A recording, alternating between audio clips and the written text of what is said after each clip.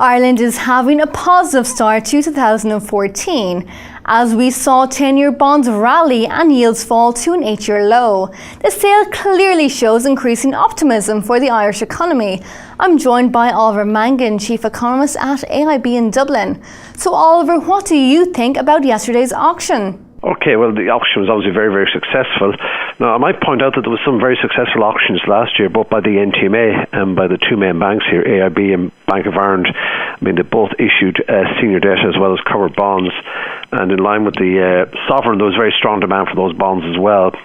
So yesterday's auction is a continuation of that pattern, even though there was particularly strong interest yesterday, 14 billion in bids. I think what's given people comfort here is the fact that it's the first major test of the water in terms of accessing markets since Ireland's exit from the EU IMF bailout programme in December, and it's seen as vindicating the decision of the government not to take a precautionary credit line. I mean, there was pressure on at the time to put a precautionary credit line in place, but the authorities felt here that given the improving fundamentals in the Irish economy, that there will be plenty of demand for Irish government paper, and in any event, the funding schedule is not that demanding here. We've actually raised a lot of funds over the last year. So going into this auction, the funding requirement for 2014 was completely being completely met. So in effect, the funds raised yesterday are going towards the 2015 funding agenda in terms of meeting that year's budget deficit and maturing debt. Oliver, Irish manufacturing grew for the 7th consecutive month and was stronger than November's results. Do you think we will continue to see these figures rise this year? Yeah, we expect a continued improvement in the manufacturing sector. I suppose for a start, the external environment is improving. There's good growth expected in the UK and US economies in 2014, which are two important export markets for Ireland, and a modest pickup underway in our other main export market, which is the Eurozone. On top of that, I mean, we've seen major gains in competitiveness here in recent years, which are giving Irish exports an advantage. And there also has been a lot of new foreign direct investment. The IDA, which is the Industrial Development Authority here, has been attracting a lot of new industry into Ireland, and those industries are setting up their manufacturing or service base here to export into European markets. So we're looking at a broad range of indicators, be it the manufacturing PMI, be it the service sector PMI, be it the OECD leading indicator for Ireland.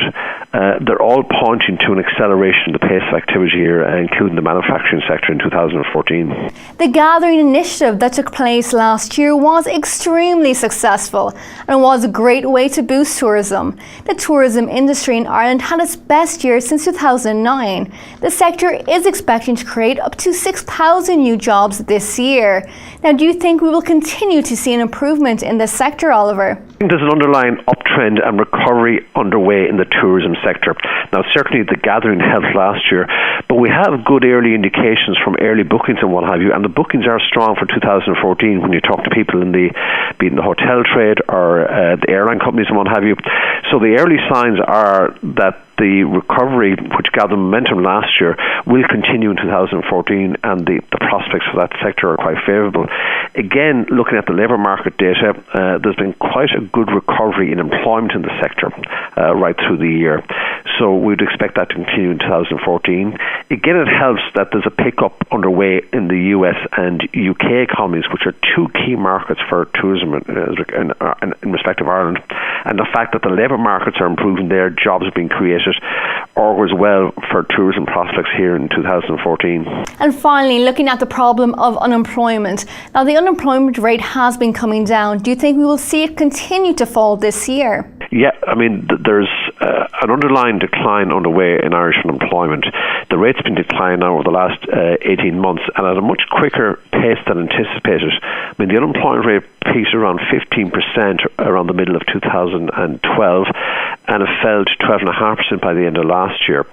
And behind that is obviously this outward migration by Irish young people in particular, but there's also been a lot of job creation here as the economy recovers. I mean, employment growth in the economy towards the end of last year was up by over 3%. and the employment growth was quite broadly based. I think what's encouraging here is that the recovery in activity has spread out from exports to the domestic sector of the economy. So sectors which have been very weak, such as construction, such as retail, such as the hospitality industry, are all seeing quite significant growth in employment as well, on top of what we're seeing in manufacturing and the export-oriented service industries.